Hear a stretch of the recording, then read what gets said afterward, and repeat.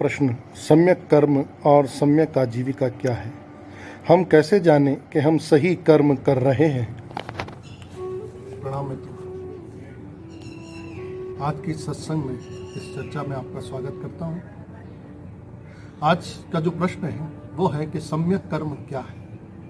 एक मित्र ने पूछा है कि हम कैसे जानें कि हम सही कर्म कर रहे हैं या नहीं कर रहे। समाज में दिन ब दिन साधन बढ़ रहे हैं, सुविधा बढ़ रही है, संपन्नता बढ़ रही है, लेकिन इन सब के बावजूद समाज में अक्सर दुखी लोग ही देखने को मिल रहे हैं। इसका क्या कारण है? इस बात को समझने के लिए हमें बुद्ध पर थोड़ा विचार करना होगा। बुद्ध ने कहा कि मनुष्य के दुखी होने के सभी कारणों में एक जो महत्वपूर्ण कारण है वो है उसका असम्यक कर्म। बुद्ध अपने अष्टांगिक मार्ग में सम्यक कर्म को चौथे स्थान पर रखते हैं और इसी से मिलता जुलता सम्यक आजीविका 5वें स्थान पर। तो ये सम्यक कर्म और सम्यक आजीविका लगभग एक दूसरे से जुड़े हुए ही हैं। तो आज हम दोनों की सम्मिलित रूप से चर्चा करेंगे। भगवान श्री कृष्ण ने कर्म के 4 प्रकार बताए। तो जरा बुद्ध को और भगवान कृष्ण को एक साथ समझने की कोशिश करते हैं और ढूंढते हैं कि सम्यक कर्म क्या होता है, कहां चूक हो जाती है मनुष्य से। तो जो 4 कर्म बताए उसमें सबसे पहला जो भगवान श्री कृष्ण कहते हैं वो कहते हैं प्रतिकर्म। सबसे प्रथम स्थान पर प्रतिकर्म को रखते हैं, दूसरे स्थान पर वो कर्म को रखते हैं, तीसरे स्थान पर विकर्म को रखते हैं और चौथे स्थान पर अकर्म को रखते हैं। तो जरा समझते हैं इन चारों के परिप्रेक्ष्य में कि आज हम कहां खड़े हैं और क्या है हमारे दुखों का कारण। तो प्रतिकर्म पहला है। प्रतिकर्म प्रतिकर्म क्या है? प्रतिकर्म है कि जो भी हम कार्य करते हैं वो हम खुद नहीं करना चाहते, वो कोई हमसे करवा लेता है। हम प्रतिक्रिया स्वरूप जब कर्म करते हैं तो हमारे वो दुख का कारण बनता है। जैसे आप समझ लीजिए कि मैं इंजीनियर नहीं बनना चाहता था, लेकिन मेरे मित्र ने इंजीनियरिंग का फॉर्म भर दिया और क्योंकि मेरा मित्र इंजीनियरिंग कर रहा था तो मैंने भी इंजीनियरिंग का फॉर्म भर दिया और मैं इंजीनियर बन गया। मैं इंजीनियर बनना चाहता नहीं था, लेकिन दूसरे के कारण उसके प्रतिक्रिया स्वरूप मैं भी इंजीनियर बन गया। अब मैं जिंदगी भर जो इंजीनियरिंग का काम करता हूं वो मेरा अपना तो कुछ था नहीं, उसमें निर्णय मेरे हृदय की आवाज तो थी नहीं, मैंने प्रतिक्रिया स्वरूप वो कर्म किया था। और प्रतिक्रिया स्वरूप जब हम कर्म करते हैं तो आप सोचिए, जब मैं वो उस जॉब पर जाऊंगा 8 से 10 घंटे 15 घंटे वो काम करूंगा, जो मेरे दिल की आवाज था ही नहीं, तो क्या वो मेरे लिए सुख ला सकता है? नहीं ला सकता। और आप मेरे देखे इस दुनिया में अधिकतर लोग प्रतिक्रिया स्वरूप ही कर्म कर रहे हैं। पड़ोस का बच्चा इंजीनियरिंग कर रहा है तो अपना बच्चा भी इंजीनियरिंग करे, पड़ोस का बच्चा डॉक्टरी कर रहा है तो मेरा बच्चा भी डॉक्टरी करे, पड़ोस का बच्चा सीए बन गया तो मेरा बच्चा भी सीए करे। उसके भीतर की वास्तविक प्रतिभा क्या है हम ये जानने की कोशिश करते ही नहीं। बस समाज में एक भीड़ चाल चलती है और उसके अनुसार हम बच्चों को उस कर्म में डाल देते हैं, या हम खुद भी उस कर्म के अनुसार कार्य करने लगते हैं, और ये हमारे दुख का प्रमुख कारण है। मुझे जरूरत नहीं थी एक बड़ी गाड़ी की, लेकिन पड़ोस वाला बड़ी गाड़ी ले आया। अब प्रतिक्रिया मेरे अंदर एक हलचल हुई हृदय में कि मेरे पास तो छोटी गाड़ी है, मुझे भी बड़ी गाड़ी लानी है। अब उसके लिए मैं दिन रात कर्म कर रहा हूं, अंदर ही अंदर जल रहा हूं और एक बड़ी गाड़ी ले आया। उसकी मुझे जरूरत थी नहीं। तो ये प्रतिक्रिया स्वरूप जब मैंने कर्म किया तो वो मेरे दुख का कारण बनेगा। पड़ोस वाले ने 2 मंजिल मकान बना लिया, अब मेरा मकान तो छोटा हो गया, मेरी प्रतिष्ठा तो कम हो गई, अरे मैं उससे नीचे हो गया। ये हमारे दुख का कारण है। प्रतिक्रिया स्वरूप किए गए कर्म मनुष्य के दुख का कारण है। तो पहले तो मनुष्य को यह निर्धारित करना चाहिए कि वे जो मैं कर्म कर रहा हूं क्या वो मेरे हृदय की आवाज है या मैं प्रतिक्रिया स्वरूप कर रहा हूं। अब समाज में एक आदर्श हो गया है कि पैसा, जितना ज्यादा पैसा कमाएंगे वही आनंद लेके आएगा, और जिसके पास जितना ज्यादा पैसा है वो समाज में उतना प्रतिष्ठित है। अब ये आप पैसा कमाना चाहते हैं या नहीं चाहते हैं, लेकिन एक प्रतिक्रिया समाज के आदर्श के स्वरूप, समाज के लोगों के स्वरूप आपके भीतर जन्मी और आपने पैसा कमाना दिन रात शुरू कर दिया। आपको उसकी जरूरत है या नहीं है? खाता कितना व्यक्ति, कितनी सी जगह चाहिए उसको रहने के लिए, कितने से साधन चाहिए उसको अच्छे से जीवन जीने के लिए, लेकिन नहीं, हम सारे कर्म जो है जीवन में प्रतिक्रिया स्वरूप करते और वो हमारे दुख का कारण बनते हैं।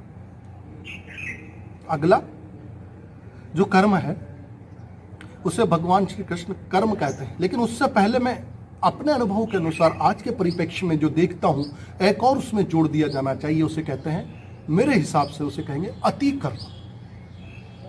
आज का मनुष्य या तो प्रतिकर्म में डूबा है या अति कर्म में डूबा है। अब अति कर्म क्या है? समाज का आदर्श पैसा हो गया। बस एक मन में बात बैठ गई है कि पैसा ही हमारे लिए सुख लाएगा, सुरक्षा लाएगा, आनंद लाएगा और कुछ नहीं लाएगा। और इसीलिए हम बस पैसा कमाने के लिए दिन रात मशीन बनकर काम करते हैं, सुबह से शाम तक, रात तक, और सोने के बाद भी सपनों में, विचारों में बस कार्य ही कार्य चलता रहता है। ये जो अतिकर्म है, सुबह से शाम तक कर्म करना, हम भूल ही जाते हैं कि हमें कर्म किसके लिए करना था, उसका लक्ष्य क्या था। कर्म जो हमें करना था, जीविका जो हमें कमानी थी, वो जीवन चलाने के लिए, जीवन जीने के लिए, लेकिन उसे तो हम भूल जाते हैं और बस दिन रात कर्म ही करते रहते हैं। तो ये जो अतिकर्म है, सुबह से लेकर शाम तक, शाम से लेकर रात तक, और रात में भी, सपनों में भी वो कर्म ही करते रहना, उसी को सोचना, ये अतिकर्म मनुष्य के दुख का दूसरा कारण है। और आप देखेंगे, मैं देखता हूं कि मनुष्यों के जीवन में सुबह से उठने के बाद सिर्फ एक ही चिंता होती है कि काम करना है, अपने टारगेट पूरे करने हैं। आजकल प्राइवेट कंपनियों ने मनुष्य को मशीन बनाकर रख दिया। इतना बड़ा बड़ा टारगेट दिया जाता है कि बस हम अपना जीवन जीना ही भूल जाते हैं। बस एक पैसे को कमाना और बस ये उस पैसे से जितने हो सके साधन उपलब्ध करना, सुविधाएं उपलब्ध करना। और मैं आपको बता देता हूं कि साधन और सुविधाएं कुछ आराम तो दे सकती है, लेकिन वो आनंद का, नियमित सुख का कारण नहीं है। तो ये जो अतिकर्म है वो हमारे दुख का दूसरा कारण है। अब थोड़ा सा और आगे चलते हैं, जिसे श्री कृष्ण कहते हैं कर्म। कर्म क्या है? कर्म को थोड़ा सा विस्तार से समझना पड़ेगा। तो अधिकतर लोग तो अतिकर्म में जी रहे हैं या प्रतिकर्म में जी रहे हैं, या फिर जो लोग हैं वो सिर्फ कर्म में जी रहे हैं। कर्म क्या है? कर्तव्यों के कारण किया जाने वाला कर्म, कि बस मुझे अपने परिवार का पालन पोषण करना है, मुझे अपने माता पिता का पालन पोषण करना है, बाल बच्चों का पालन पोषण करना है, उनकी पढ़ाई लिखाई करानी है। कर्तव्य स्वरूप जब हम कर्म करते हैं तो वो भी आनंद नहीं लेके आता, वो एक उदासी लेकर आता है। हम अपनी संतुष्टि के लिए कर्म नहीं करते, हम कर्तव्य मानकर, बोझ मानकर जब कर्म को करते हैं तो वो भी हमारे दुख का कारण बनता है। वो जरूरी है करना, परिवार का पालन करना भी जरूरी है, माता पिता की सेवा करना भी जरूरी है, लेकिन वो कार्य हम अपनी संतुष्टि के लिए करें, वो बोझ स्वरूप ना करें। एक कहानी मुझे याद आ रही है कि 3 मजदूर कहीं शहर के बाहर कुछ काम कर रहे थे, तो एक सन्यासी वहां से निकला और उसने पहले मजदूर से पूछा कि प्रभु क्या कर रहे हो, थोड़ा बताने की कोशिश करोगे? तो बड़ा गुस्से से तमतमाया हुआ उसने अपना चेहरा ऊपर किया और कहा, दिखता नहीं, अपनी किस्मत में पत्थर लिखना तोड़ना है, लिखा हुआ है, वही अपने पत्थर फोड़ रहा हूं। बड़ा गुस्से में था। उसने, संत ने उसे प्रणाम किया और दूसरे से पूछा कि यार ये तो बड़े गुस्से में लग रहा है, बात बिगड़ जाएगी, ज्यादा इससे नहीं पूछे। दूसरे के पास गया, उससे पूछा कि आप क्या कर रहे हैं? तो उसने भी अपना चेहरा उठाया और उदास चेहरा था। उसने कहा कि भाई बाल बच्चों के लिए रोटी कमा रहा। तो वो जो स्थिति दूसरे वाले मजदूर की, वही स्थिति लोगों की है। बस उदासी से भरे चेहरे, बस घर परिवार के लिए काम कर रहे हैं, वो भीतर कोई आनंद नहीं है। कहां चूक हो गई? अब तीसरा मजदूर जो काम कर रहा था, सन्यासी उसके पास पहुंचा और उससे पूछा, कृपया आप बताने की कष्ट करेंगे कि आप क्या कर रहे हैं? उसने तो देखा, उसका चेहरा बड़ा ही प्रसन्न चित्त था, खिलखिलाया सा था, उठकर नाचने लगा और कहने लगा, अरे देखते नहीं, एक सुंदर मंदिर का निर्माण हो रहा है, उसमें भगवान की स्थापना की जानी है और उस मंदिर का निर्माण मेरे हाथों से हो रहा है, तो क्या ये मेरे खुशी का कारण नहीं है? वो झूमने लगा ये कहते हुए फिर से अपने काम में। तो देखिए, काम वही है, लेकिन तीनों का नजरिया अलग है। तो जो हम कर्म करते हैं, जो कर्तव्य स्वरूप, वो उदासी लेकर आता है, उसके नजरिए को बदलने की जरूरत है। तो फिर सम्यक कर्म क्या है, इसको जरा समझिए। अब जो हम आगे चर्चा करेंगे, जो भगवान श्री कृष्ण ने चर्चा की है कर्म के बाद विकर्म की और फिर अकर्म की, उसी परिप्रेक्ष्य में हम सब सम्यक कर्म को जानने की कोशिश करें कि सम्यक कर्म है क्या।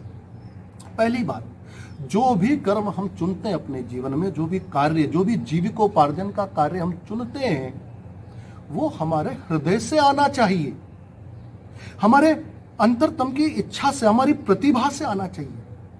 देखिए, परमात्मा ने मनुष्य को कितनी गरिमा बख्शी है। एक व्यक्ति के अंगूठे का निशान दूसरे व्यक्ति के अंगूठे से नहीं बनता। वो अपने आप में अद्वितीय है, अनूठा है। तो हर व्यक्ति को अपने भीतर के उस अद्वितीयपन को, अपने अनूठेपन को ढूंढना चाहिए कि वास्तव में मेरा गुण क्या है, और उस गुण के अनुसार अपने कार्य को चुनना चाहिए। भले ही उसमें पैसा कम हो तो क्या फर्क पड़ता है, लेकिन जब मैं वो कार्य चुनूंगा जो मेरा हृदय कहता है, मैं प्रतिक्रिया वश नहीं, अपने हृदय की आवाज से, अपने अंतरतम की आवाज से जब अपना पैसा चुनूंगा, तो उस कार्य को करने में मुझे आनंद आएगा। और एक और पहचान आपको बताता हूं, जिस कार्य को करने में ही आपको आनंद आ जाए, यदि आपकी निगाह परिणाम के ऊपर है, तो वो सम्यक कर्म नहीं है। आप जब कर्म कर रहे हो, जब जो कार्य करते हो, उस कार्य करने को दौरान ही अगर आपको आनंद आने लग जाए, तो वो है सम्यक कर्म। तो सबसे पहली बात तो हमें अपने जो कर्म का चुनाव, अपनी जीविका का चुनाव वैसा करना चाहिए जिसमें हमें आनंद आए। और जब 8-10 घंटे, फिर तो समय रहा ही नहीं, क्योंकि वो तो कार्य हमारा आनंद बन गया। और जब हम उस कार्य को करेंगे तो निश्चित रूप से वो अच्छा होना है, उसमें परफेक्शन होना है, उसमें एक तरह का गीत आना है, संगीत आना है, कविता बनना है, श्रेष्ठ होगा वो कार्य, तो वो आपके सुख का कारण बनेगा। इसलिए सम्यक कर्म का चुनाव करना सबसे महत्वपूर्ण है। लेकिन अगर आप आज ऐसी स्थिति में हैं कि आप मध्यावस्था में आ गए, आप कोई विकल्प नहीं बचा, तो ठीक है, आप 8 या 10 घंटे जो कार्य करते हैं, आप उसको पूर्णता के साथ अपने एटीट्यूड को बदलिए। जिस प्रकार वो तीसरा व्यक्ति कार्य कर रहा था, वैसा एटीट्यूड हमें अपने भीतर रखना होगा, तब वो आनंद फलित भीतर होगा। लेकिन लोग तो कैसा कार्य कर रहे हैं, बस चले जा रहे हैं, खुद ही का ध्यान है, दुनिया का ध्यान ही नहीं। खुदा हमको ऐसे खुदाई ना दे कि खुद के सिवा हमें कुछ दिखाई ना। तो बने बनाए रास्तों पर नहीं चलना, विचारों या दूसरे के विचारों से प्रभावित होकर नहीं, अपने हृदय की भावनाओं से किए जाने वाला कर्म, अपने हृदय के, अपने अंतरतम की आवाज से चुना जाने वाला कर्म सम्यक कर्म है। अब एक और स्टेप आगे चलते हैं, जिसे कहते हैं भगवान श्री कृष्ण विकर्म। अब आपने अपनी रोजी रोटी कमाने के लिए एक अच्छा कार्य चुना जो आपके हृदय से उत्पन्न हुआ, उसके बाद आगे अब देखिए, हमारा जो दृष्टिकोण है जीवन के प्रति, वो क्या हो गया है, उपयोगितावादी। कोई कार्य करने से हमें क्या मिलेगा, हम जो भी सारा काम करते हैं वो यूटिलिटेरियन दृष्टिकोण के साथ करते हैं।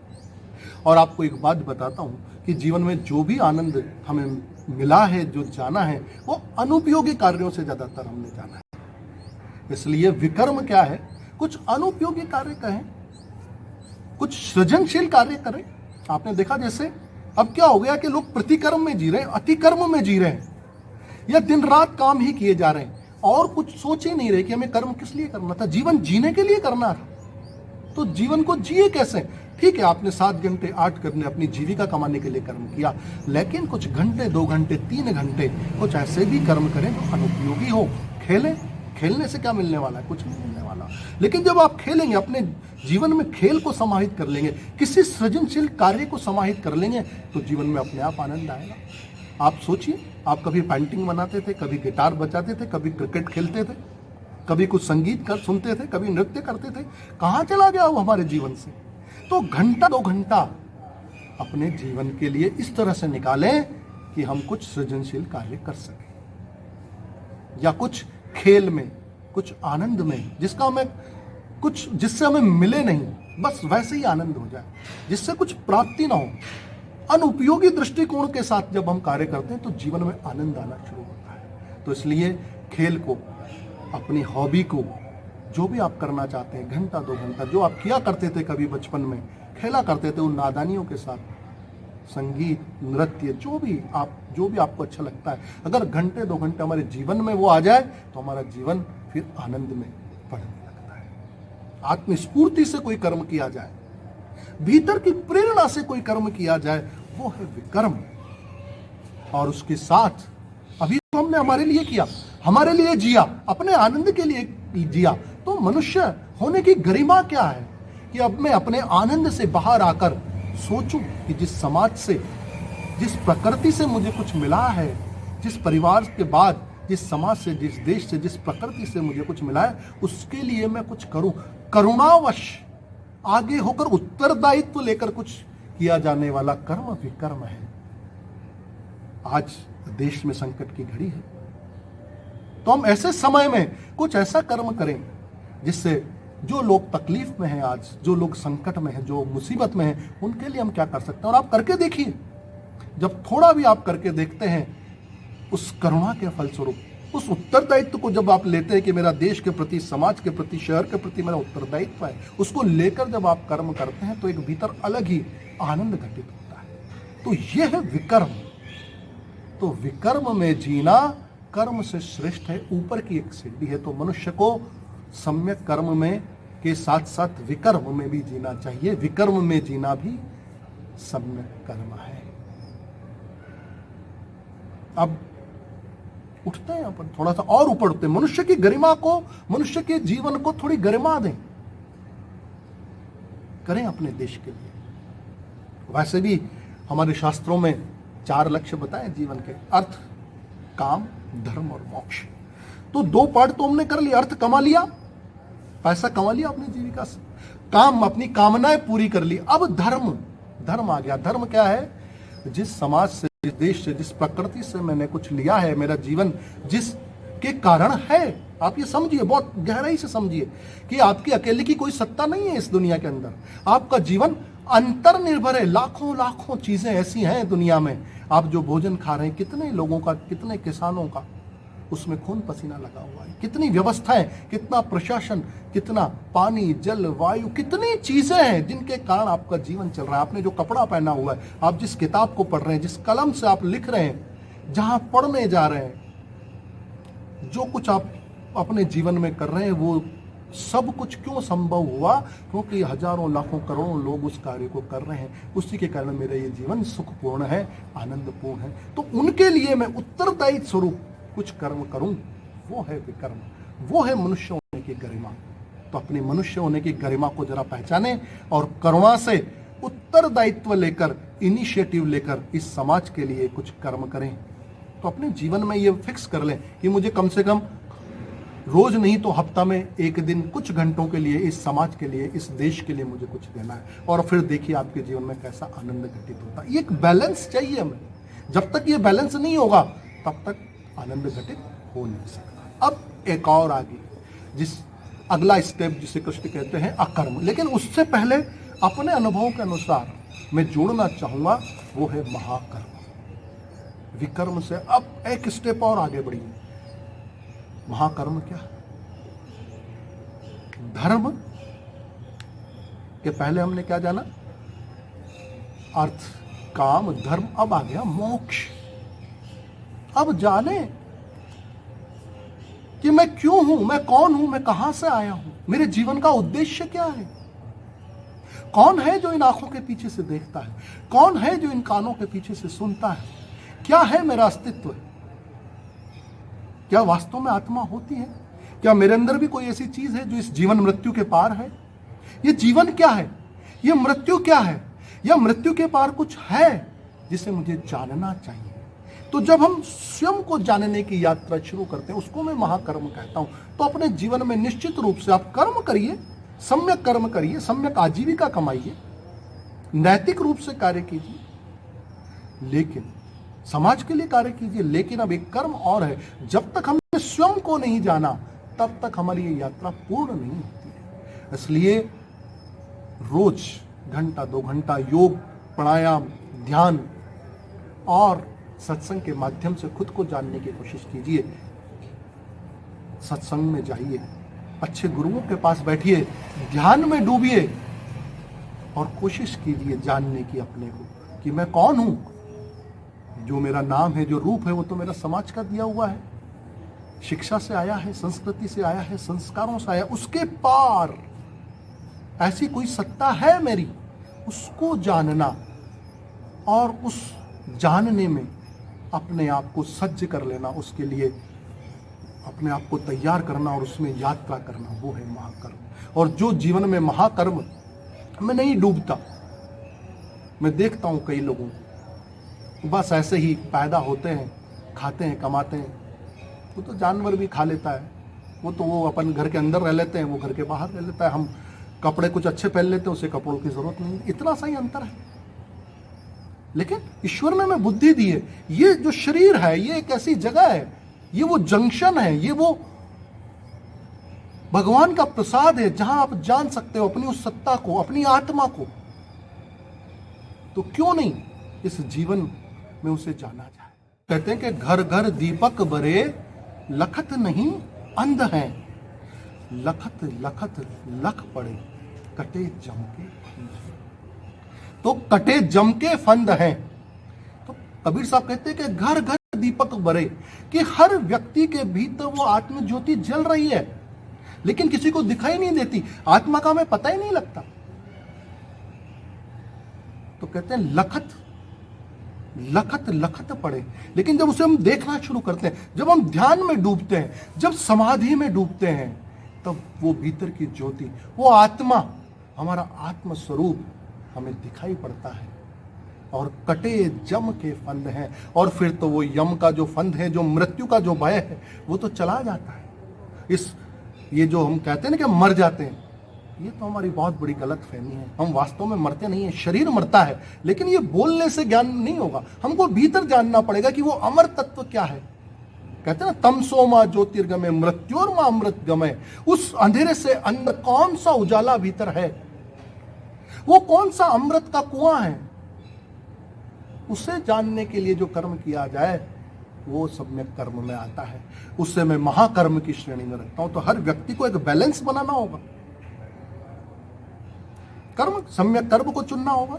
विकर्म, सृजनात्मक कार्य करने होंगे, अपनी करुणा से, उत्तरदायित्व से कार्य करने होंगे। और फिर महाकर्म 2 घंटे 3 घंटे अपने लिए देने होंगे, अपनी साधना को, सत्संग को, अच्छी पुस्तकों को, शास्त्रों को पढ़ना चाहिए और डूबना चाहिए भीतर। अब इससे आगे जो प्रभु श्री कृष्ण कहते हैं चौथा, वो है अकर्म। अकर्म क्या है, जरा इसको समझ लीजिए। अगर आप महाकर्म में डूबेंगे तो अकर्म अपने आप समझ में आ जाएगा।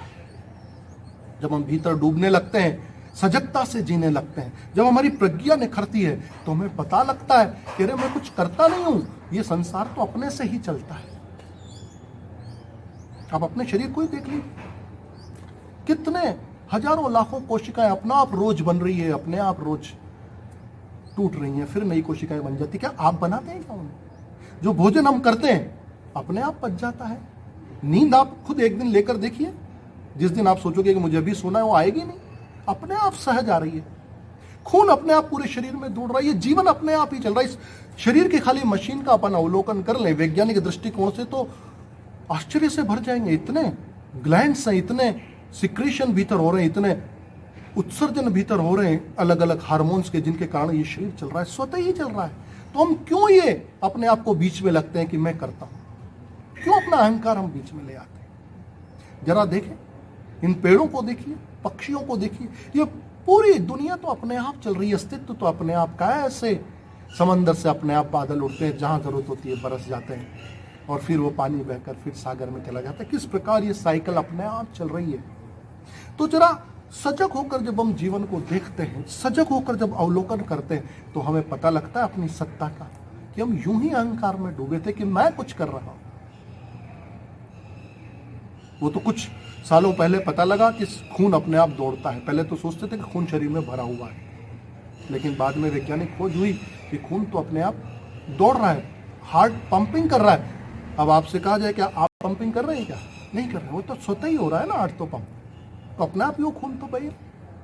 तो इस जैसे खेत में किसान कोई बीज लगाता है, उसके बाद आप देखिए प्रकृति किस प्रकार अपने आप उसमें से पौधे का प्रफुट्टन कर देती है, किस प्रकार वापस से वो वृक्ष बनता है, वापस से उसमें धान उगता है, बीज आते हैं, फल आते हैं। तो आप देखेंगे तो मेरे देखे 100 में से 99.99% काम तो प्रकृति अपने आप कर रही है, बस 0.1%, और वो भी हमारे पास, मैं कहता हूँ कि 0.1% भी नहीं। अब कोई जानवर है उसके पास बुद्धि है? नहीं है। मनुष्य के पास बुद्धि है तो क्या उसने कमाई है? प्रकृति ने दे दी।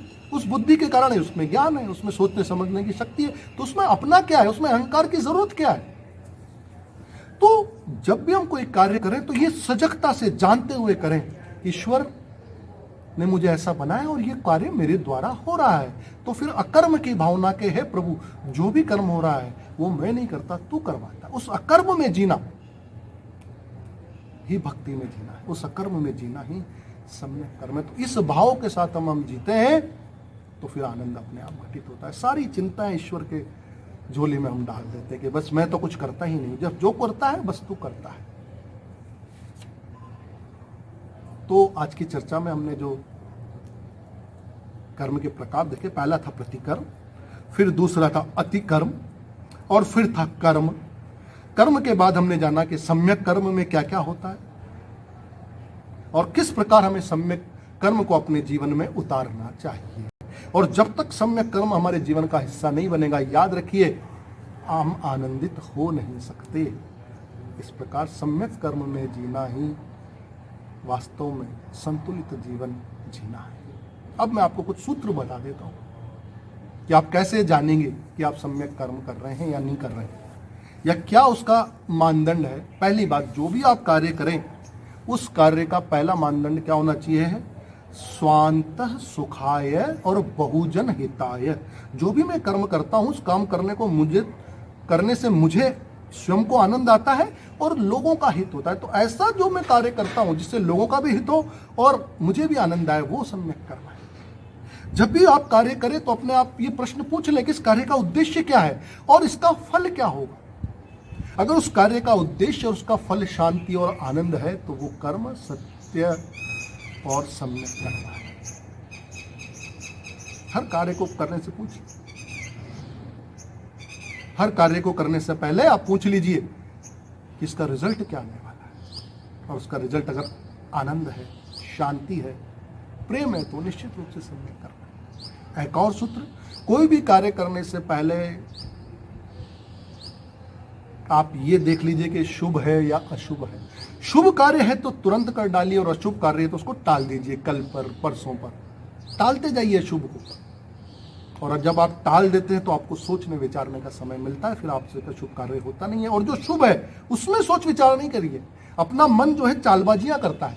जब कुछ अच्छा करने का हमारा मन करता है ना तो हम उसको टाल देते हैं, सोच विचार करने लगे। नहीं, जब कुछ अच्छा करने का मन कर रहा है तो तुरंत से कर दीजिए। तो शुभ कार्य को तुरंत कर लेना, ये सम्यक कर्म है। तीसरी बात, हम जब कोई भी कर्म चुनते हैं तो इसलिए नहीं चुन ले कि सिर्फ मुझे आनंद मिलेगा, स्वार्थवश नहीं चुन ले। बहुत से लोग ऐसा कार्य चुन लेते हैं जिस कार्य के परिणाम स्वरूप इस समाज को, इस देश को हानि होती है। तो ऐसा कोई व्यवसाय नहीं चुने सिर्फ इसलिए कि मुझे अधिक पैसा कमाना है, अधिक से अधिक साधनों का ढेर खड़ा करना। एक सम्यकता, एक बैलेंस लाइए। निश्चित रूप से आप जो भी कार्य करेंगे वो कार्य ऐसा होना चाहिए जिससे समाज को कुछ मिले, कुछ इस समाज का भला हो। जब ऐसा कार्य जब आप करते हैं तो वो सम्यक कर्म है। तो जो हम कार्य करें वो अपने हृदय की आवाज होनी चाहिए। जब भी आप किसी कार्य को चुने तो अपने आत्मा से समझौता मत कीजिए। किसी दूसरे को यूं ही प्रसन्न करने के लिए कि यार दूसरा, और फिर अपनी जमीर के साथ, अपने सिद्धांतों के साथ समझौता कर लेते हैं, वो बाद में दुख का कारण बनता है। तो कोई भी अनैतिक कार्य को अपना प्रोफेशन मत चुनिए। मेरे पास ऑफर आया था एक मेरे मित्र कि चलो हम ये कार्य करते हैं, लेकिन मैंने देखा कि उस कार्य को करने से समाज, पैसे तो मुझे बहुत मिल जाने वाले हैं लेकिन इस समाज में कुछ और बुराइयां बढ़ जाने वाली है। तो जब कोई भी कार्य आप करने वाले कुछ ऑफर ऐसा आता है तो तुरंत से आंख बंद करके सोचिए कि इस कार्य को करने से मैं क्या दे रहा हूं समाज को, और भीतर से उत्तर आए कि मैं कुछ समाज को अच्छा दे रहा हूं, तो उस कार्य को करें और अपने पुरुषार्थ पर भरोसा करें, अपनी आत्मा से समझौता नहीं करें। और एक और बात, नए नए कार्य करें, हिम्मत से चुनौतियां लेकर कार्य करना शुरू करें, असफलता से डरे नहीं। याद रखिए, असफलता सफलता की सीढ़ी है। अरे भूल चूक तो होती है, लेकिन याद रखिए भूल से ही हम सीखते हैं, भूल से ही हमारे अंदर निर्णय आता है कि क्या सही था क्या गलत था। तो भूल करने से घबराए नहीं, लेकिन एक ही भूल को बार बार करना वो मूर्खता है। तो जरा प्रज्ञापूर्ण ढंग से चुनौती के साथ पुरुषार्थ पर भरोसा करके आत्मस्फूर्ति से, और जिसका परिणाम, जिस कार्य का परिणाम शांति है, आनंद है, ऐसे कार्य को करना सम्यक कर्म है। हरि ओम।